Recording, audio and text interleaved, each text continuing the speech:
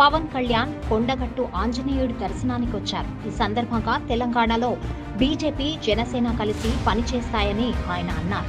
దీంతో తెలంగాణలోని ఏపీ మాదిరిగా టీడీపీ, బీజేపీ, జనసేన కూటమిపై చర్చ మొదలైంది.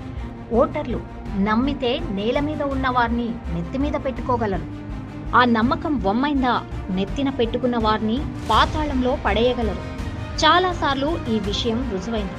అప్పటి ఎమర్జెన్సీ సమయంలో కాంగ్రెస్ ఓటమి నుండి మొన్నటి ఏపీలో వైసీపీ ఓటమి దాకా ఇలా పాతాళాన్ని చూపించిన సంఘటనలు దేశవ్యాప్తంగా కోకొల్లలు. ఒక్కోసారి ఉనికే లేకుండా పోయిన పార్టీలను, నాయకులను సింహాసనం మీదకు తీసుకువచ్చిన సందర్భాలు కూడా చాలా ఉన్నాయి. ఇదిగో సరిగ్గా ఈ పరిస్థితులనే ప్రజలు ఈ విధానాన్ని చూసే రాజకీయ నాయకులు, పార్టీలు ఓటమికి పెద్దగా భయపడరు. మళ్లీ అవకాశం కోసం ఏదో ఒక ప్రయత్నం చేస్తూనే ఉంటారు. ప్రజా జీవితంలో ఒడిదుడుకులను చూడలేక కాడిపాడేసిన పార్టీలు ఉండవచ్చుగాక, అవి ఆ పార్టీ నేత స్వయం కృతాపరాధంతో జరిగిందే కానీ ప్రజల వలన జరిగింది కాదు. ఇప్పుడు ఈ ఉపోద్ఘాతమంతా ఎందుకంటే ఉమ్మడి ఆంధ్రప్రదేశ్ రెండు ముక్కలుగా విడిపోయాక రెండు తెలుగు రాష్ట్రాల్లోనూ రాజకీయ పరిణామాలు చాలా చోటు చేసుకున్నాయి. అప్పటిదాకా అధికారంలో ఉన్న కాంగ్రెస్ పార్టీ ఆంధ్రప్రదేశ్లో ఉనికిని కోల్పోయింది. తెలంగాణలో చావు తప్పి కన్ను లొట్టబోయి మిగిలింది. బలమైన ప్రాంతీయ పార్టీ తెలుగుదేశం ఆంధ్రప్రదేశ్లో అధికారంలోకి వచ్చింది. తెలంగాణలో పిల్లి ముక్క వేసింది. అప్పటి టీఆర్ఎస్, ఇప్పటి బీఆర్ఎస్ ధాటికి తెలంగాణలో టీడీపీకి నాయకులనేవారు దాదాపు మిగలని పరిస్థితి వచ్చింది. విచిత్రంగా కొన్ని ప్రాంతాల్లో క్యాడర్ మాత్రం టీడీపీకి నిలబడే ఉంది. కానీ వాటిని దిశానిర్దేశం చేయగలిగిన నాయకత్వం కనుమరుగైపోయింది.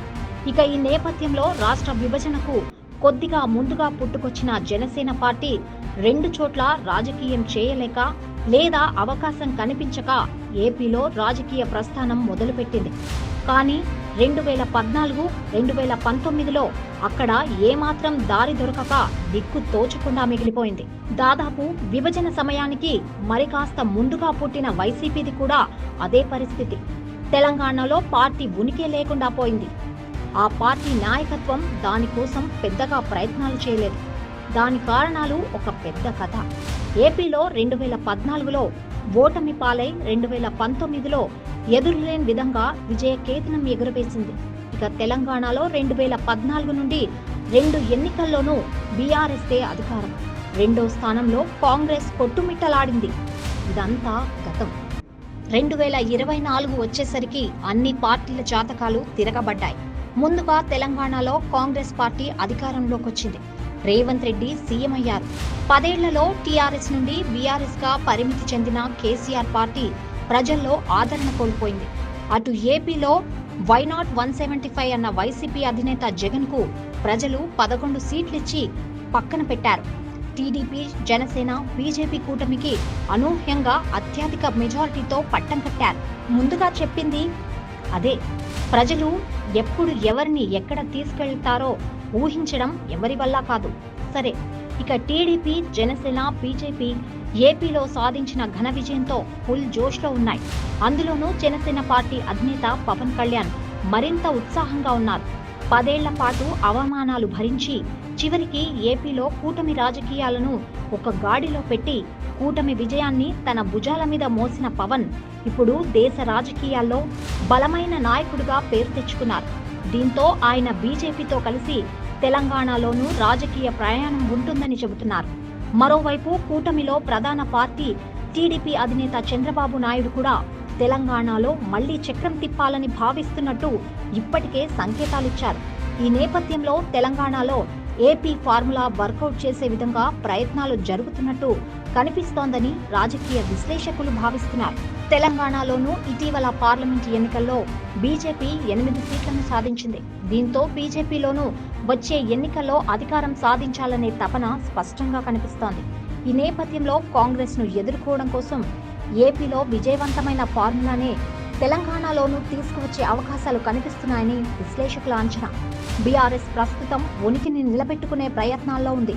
అసలే కష్టకాలం నడుస్తుండటంతో పార్టీని నిలబెట్టుకోవడంపైనే ఎక్కువగా దృష్టి పెట్టాల్సిన పరిస్థితిలో బీఆర్ఎస్ నాయకత్వం పడిపోయింది. ఇక కాంగ్రెస్, బీజేపీ అన్నట్టుగానే తెలంగాణ రాజకీయాలు నడిచే అవకాశాలున్నాయనే భావన కనిపిస్తోంది. ఈ నేపథ్యంలో బీజేపీకి ప్రజాకర్షణ నాయకుడు కావాలి, అలాగే బలమైన ఓటు బ్యాంకు కావాలి. ఎటూ తమకు మొదటి నుండి మిత్రుడు పవన్ కళ్యాణ్ ఉన్నారు. ఆయన ప్రజాకర్షణ గురించి సందేహమే అవసరం లేదు. క్రౌడ్ పుల్లింగ్ కోసం పవన్ను మించిన నాయకుడు లేడని దేశవ్యాప్తంగా ఉన్న రాజకీయ నాయకులకు తెలుసు. ఇక తెలుగుదేశం పార్టీలో ముందే చెప్పినట్టు నాయకత్వలేమి ఉంది, కానీ కింది స్థాయిలో పార్టీ క్యాడర్ చాలా ప్రాంతాల్లో ఇప్పటికీ అలాగే ఉంది. ఇప్పుడు ఏపీలో లాగానే 3 పార్టీల కూటమిగా ప్రయత్నం చేస్తే కాంగ్రెస్ను ఎదుర్కోవడం పెద్ద కష్టం కాదని పరిశీలకులు అంటున్నారు. పవన్ కళ్యాణ్ కొండగట్టు పర్యటన కోసం వచ్చి చేసిన వ్యాఖ్యలు ఆ దిశలోనే వారి ఆలోచనలు ఉన్నట్టు స్పష్టం చేస్తున్నాయని భావిస్తున్నారు. బీజేపీ జనసేన కలిసే ఉన్నాయని, తెలంగాణలో కలిసే ముందుకు వెళ్తామని ఆయన స్పష్టం చేశారు. ఇక్కడ తెలుగుదేశం పార్టీ పేరు ఎత్తకపోయినా ఏపీలో పొత్తులో ఉన్న పార్టీలను కాదని తెలుగుదేశం నాయకత్వం వ్యవహరించే పరిస్థితి లేదని చెప్పవచ్చు.